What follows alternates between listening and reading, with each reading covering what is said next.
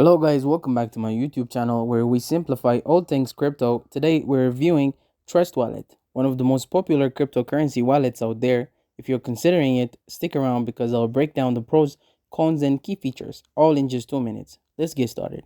First up, what is Trust Wallet?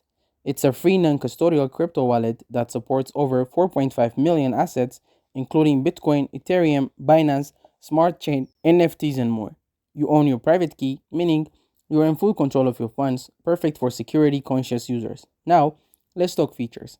Here's what makes Trust Wallet stand out. Number one, multi currency support. From big players like Bitcoin and Ethereum to smaller altcoins, Trust Wallet has you covered. Number two, NFT storage. You can store and manage NFTs directly within the app. Number three, in app dApp browser.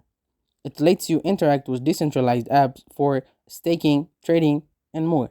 Number four, easy token swaps. Thanks to its built in decentralized exchange integration, swapping tokens is quick and easy.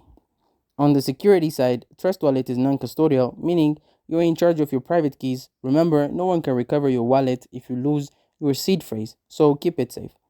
The interface is super clean and beginner friendly.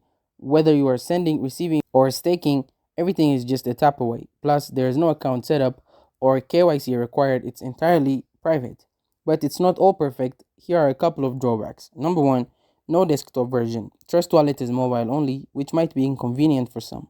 Number two, limited customer support. There is no live chat, so you are stuck with FAQs and email support. So, is Trust Wallet worth it? Absolutely. If you're looking for a secure, versatile, and user friendly crypto wallet, it's a solid choice. Just make sure you back up your seed phrase and stay cautious with dApps. Thank you guys for watching this video. If this video was helpful, don't forget to like and subscribe to my YouTube channel.